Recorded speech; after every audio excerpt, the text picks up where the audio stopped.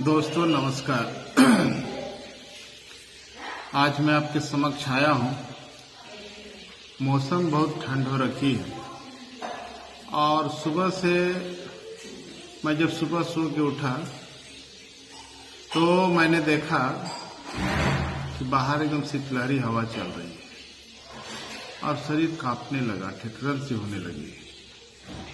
उसी समय मैं सोचने लगा कि इंसान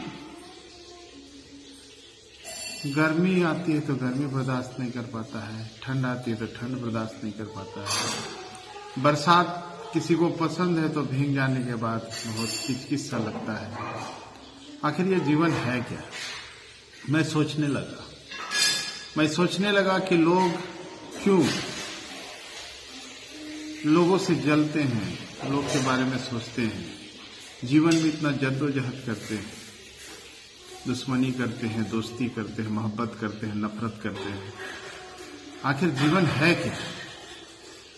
शरीर जो इस का निर्माण हुआ, शरीर को जो जिसने भी बनाया, भगवान ने बनाया, अल्लाह ने बनाया, ईश्वर ने बनाया, जिसने भी बनाया, शरीर का निर्माण क्यों हुआ और हम क्या हैं, हमारा अस्तित्व क्या है? जब हम सोचते हैं इतना बड़ा ब्रह्मांड, जिस ब्रह्मांड की चर्चा हम करते हैं कि अनंत है, और उस अनंत ब्रह्मांड में पृथ्वी एक पिंड है जिसमें हम वास करते हैं। लोग यहाँ तक बोलते हैं कि समुद्र किनारे जितनी रेत होती है उसका एक कण हम लोग उठा लें, उस कण के बराबर ये धरती है। तो हमारा अस्तित्व क्या है? हम किस चीज का जद्दोजहद करते हैं? हम क्यों इतना परेशान रहते हैं? हम आखिर जीवन में पाना क्या चाहते हैं? अभी कुछ दिन पहले का मैं बात बता रहा हूं कि मैं घर में बैठा हुआ था, शाम का समय था, कुछ लोग थे, चर्चाएं हो रही थी। अचानक मेरी फोन की घंटी बजी। मुझे बोला गया कि हमारे बड़े भैया हैं रिलेशन में, बड़े पापा के बड़े लड़का, उनका तबीयत खराब हो गया। आनंद फानंद में हमने यहाँ से हॉस्पिटल ले गया। यहाँ से 40 किलोमीटर दूर रांची, राजधानी झारखंड के, वहां मैं ले गया। मात्र 32 मिनट में, इस जद्दोजहद के साथ कि किसी भी हाल में इनको आज बचा लेना है। और हमने अपनी पूरी शिद्दत के साथ कोशिश की और कोशिश में हम लोग कामयाब भी हुए कि समय रहते हम लोगों ने हॉस्पिटल में एडमिट कर दिया। लेकिन नियति ने जो तय कर रखा था वही हुआ। वो उनकी मृत्यु हो गई। घर में बहुत दुख का माहौल था और दुख के माहौल में बहुत सारी चर्चाएं भी थी। उन चर्चाओं के विषय में मैं बताना नहीं चाहता हूं, लेकिन मैंने उस दिन सोचा कि शाम के समय उनके बारे में बताया गया कि लोग कहे कि वो शाम के समय अपने खेत में धान कटवा रहे थे और दूसरे दिन शाम को हम लोगों ने उनकी अस्थि विदा की, बनारस के लिए भेजा।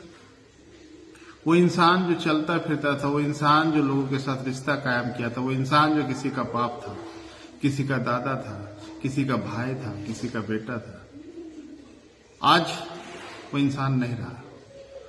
उनकी अस्थियों को आज बनारस के लिए हम लोगों ने विदा कर दिया। वो इंसान कल तक जिंदा था, वो इंसान कल तक लोगों को राय दिया करता था, वो इंसान कल तक सबकी समस्याओं को सुना करता था और घर में बड़े होने के नाते सब जाके उनसे मशवरा भी करते थे। लेकिन वो इंसान आज है कहाँ? तो इसलिए मैं आज सुबह जब हमें ठंड लग रही थी तो मैं सोच रहा था कि जीवन का आधार ये शरीर, आज शरीर का नेचर देखिए, इसकी प्रकृति देखिए कि ज्यादा ठंड पड़ती है तो रोता है, ज्यादा गर्मी पड़ती है तो रोता है, ज्यादा बरसात होती है तो रोता है। तो आखिर इस ब्रह्मांड को, इस धरती को भगवान ने बनाया क्यों? क्या है इसका आखिर मंजिल क्या है? लोग का औसत आयु कहा जाता है कि अभी के दौर में जिस तरह का खान पान है, जिस तरह से हम लोग जीवन जी रहे हैं, पहले लोग 100 साल जीते थे, अभी 75 साल एवरेज लाइफ निकाला गया। इस 75 साल में आपका वो बचपन के पहला दिन, जन्म लेते हैं उस समय, वो बचपन के 3 महीने, वो बचपन के 3 साल, वो बचपन के 5 साल और वो बचपन के 10 साल और वो बचपन के वो बचपन के 14 साल, फिर 18 साल, फिर पढ़ाई पूरी करने की टेंशन, फिर शादी, फिर बच्चे, फिर उनके बच्चे, फिर जीवन का अंत। तो आखिर क्यों लोग संघर्ष करते हैं, क्यों लोग किसी से जलते हैं, क्यों लोग लड़ाई करते हैं, क्यों लोग चाहते हैं कि हम सबसे आगे निकल जाए? अगर कोई व्यक्ति कहता है कि यहाँ पर सब कम उम्र के लोग हैं, तो हमको लगता है कि वो गलत करता है। कम उम्र के आप हैं जो इन लोगों के बीच में बुजुर्ग बन के बैठे हुए हैं, क्योंकि आपका उम्र बचा कितना है। आप अगर 55 के हैं तो 15 साल, 20 साल, ये बच्चे अगर 20 के हैं तो ये बच्चे अभी 40, 45, 50 साल के हैं। तो आपकी उम्र कम है, इन बच्चों की उम्र कम नहीं है, क्योंकि आपने अपने जीवन के 75% उम्र खर्च कर। हम कहते हैं लोगों से कि जीवन मिला है तो इसका कुछ मकसद जरूर है। उस मकसद को हम तलाशने में सफल नहीं रहे। बहुत सारे विद्वान, बहुत सारे संत ज्ञानी प्रवचन देते हैं, लेकिन उस चीज को खोज नहीं पाते जिस चीज के लिए इंसान को बनाया गया। प्रकृति में जरूर कोई रहस्य छिपाया है, तो मकसद देके हमें भेजा है, उस मकसद को हम खोज नहीं पा रहे। बहुत सारे प्रवचन होते हैं, बहुत सारे संत महात्मा ज्ञान बांटते हैं, बहुत सारे विज्ञान बहुत तरक्की की ओर चला गया है, लेकिन हमको लगता है कि वो सच्चाई, इस सच्चाई के साथ भगवान ने इस शक्ति, प्राकृतिक शक्ति ने, इस ताकत ने हमें बनाया, उस मकसद को हम तलाशने में सफल नहीं हुए हैं। क्योंकि इसीलिए तो कभी कभी डर लगता है कि अगर हमें 1500 साल मिलता तो 200 साल दुश्मनी निकालते, 200 साल दोस्ती करते, 200 साल मस्ती करते, 200 साल बच्चों के साथ बिताते, 200 साल ऐसे करते करते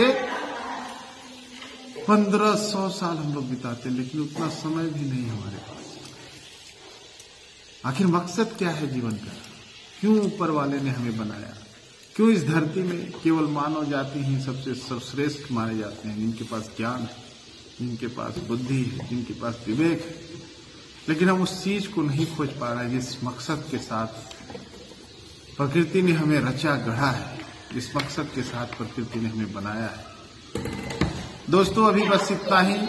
फिर अगले एपिसोड में हम लोग मिलेंगे, अगले ब्लॉग में मिलेंगे, लेकिन आपसे ये वादा करके जाते हैं कि आपके साथ चर्चा करके जीवन के मकसद को हम लोग जरूर तलाशने का काम करेंगे। धन्यवाद, गुड नाइट।